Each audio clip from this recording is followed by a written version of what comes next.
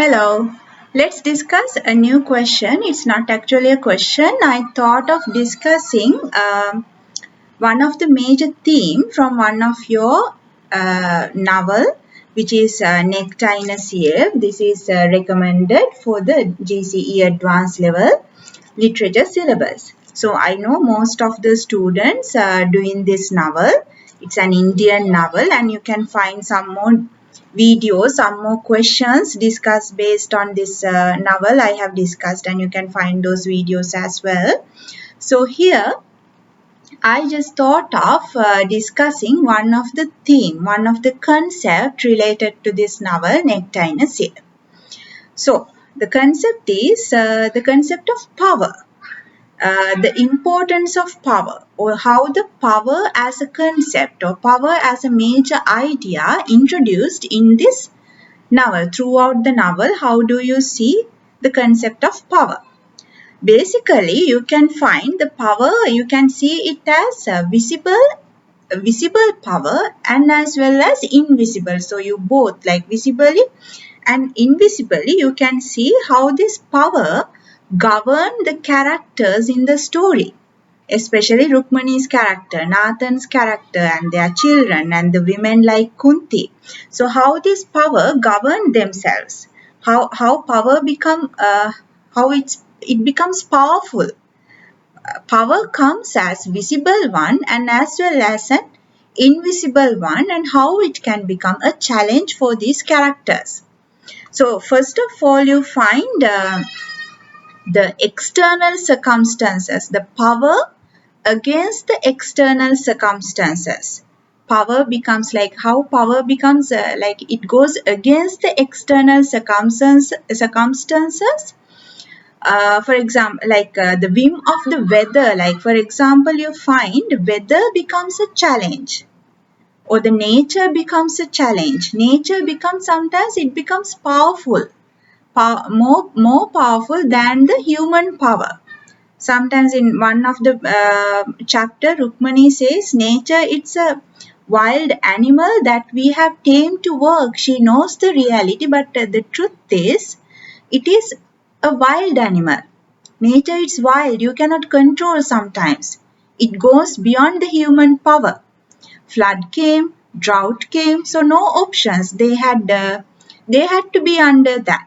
They had to find solutions. They had to survive somehow. So it was like it was maintaining its power, nature. And also the tannery. Tannery became one of the major. Tannery symbolizes the modernity or the transformation, technology. You know that tannery, it's a major symbol in the story. And at the same time, you can take tannery as a symbol of power. Because how tannery could govern the lives of these people. The children, instead of doing the same work, instead of doing farming work, cultivating and all with the father, they moved on to the tannery. They wanted to find jobs. They wanted to get a salary. So tannery became more powerful in the story. And also the landowners, the zamindari system. It was a country where they maintained a zamindari system. So the landowners, how landowners keep their power, because Rukmani, Nathan, they had to borrow this land. They borrowed the land, and they cultivated. It's not their own land, but somebody else's land. They had to do the cultivation, and when the due time came, they had to give the proper amount of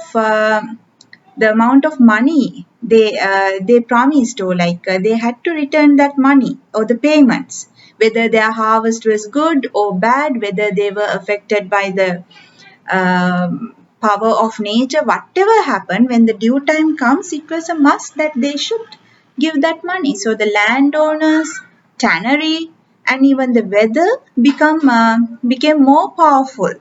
They were the symbols of power. What else? You find the power comes on this one side, and on the other side, when the power pushing them, when the power becomes a challenge, on the other hand, you find how this power, what? When you press a rubber ball into the water, when you release your hand, what happens? The ball comes out. So on the other hand, you find when this pressure comes, these characters, Rukmani, Nathan and these characters, how they gain a tremendous personal power to fight against these challenges. So they could gain their self power.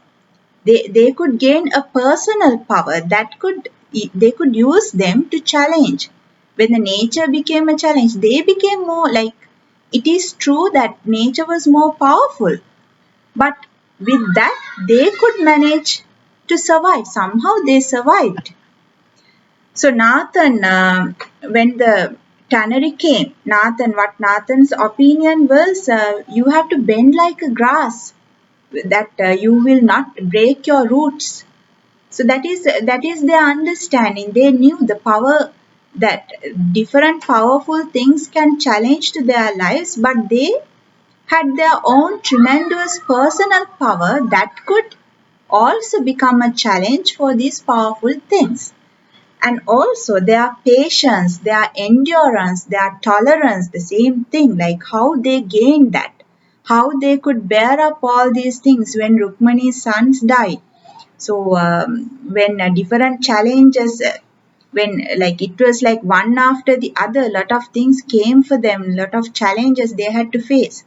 And also I mentioned at the beginning, there you can find out some invisible power, even the superstitious beliefs, even religion, even some of like now they have some cultural beliefs like, oh, like they every woman has to bear a son for the husband. If not, the marriage becomes a failure. So their life goes against all these powerful things. What else? Like now they used to go for the pray for the god. And even Rukmani said sometimes the God has some more other things to do, because rather than listening to their miseries. That's true. Like they most of the typical Indian people, they used to find solutions from solutions from religion. God was the savior for them. So so it was like the culture can become an invisible power that governed their lives. Even the superstitious beliefs, some of the beliefs, they used to have mythical beliefs, superstitious beliefs, but that also, what I want to say is, those things also can govern themselves, can affect them, can have a kind of power that goes against these characters, and it like that goes for them, that power that comes as a power for them, and how these people, they face against these powerful things. So, on the other hand, another way you can take this power comes as a hope. They get a hope. They get a hope to live. We know, like we live with hopes. Hopes make us alive. Hopes giving us strength to live. Whatever happen, when there is a hope, we can live. So it's most of the time, even though these challenges, even though these things affected to them, they lived with a hope. These things gave them a hope to live, to survive. And how this outside world tried to govern themselves. So that's why at the end, the story is named as Nectar in a Sieve. It's nectar, something pleasant, something sweet. Something sweet, they take they take the sweetest out of the sweet. Nectar in a sieve, when you put the sweet something into a sieve, into a strainer, you get the sweetest out of that.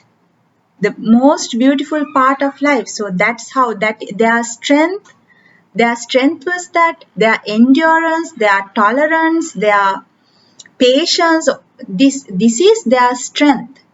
Other than that, different things govern themselves.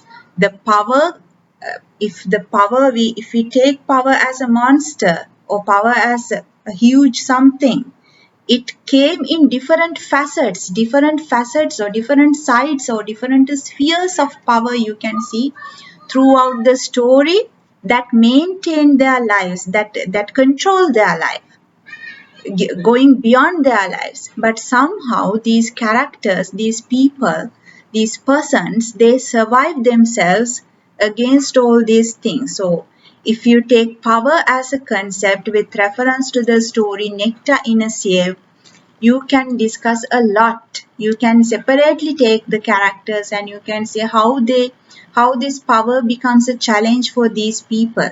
Even Ira's character, even Nathan's character, Rukmani. So you can take old granny. So even a minor character.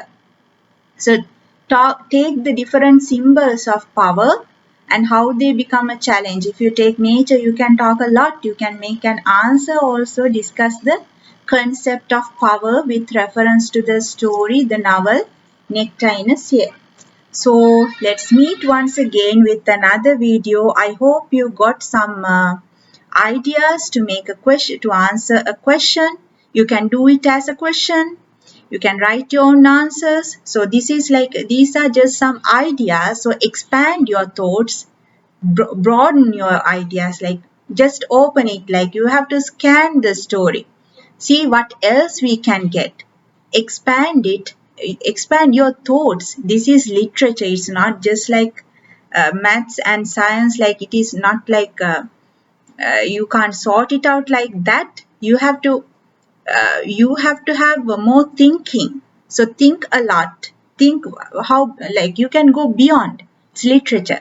So think it's just a simple story, but you can think a lot. You can have more ideas, and it's life. You can come to different concepts, different ideas. So I hope you got some points from this video. So see you again with another video. Thank you for listening. Bye.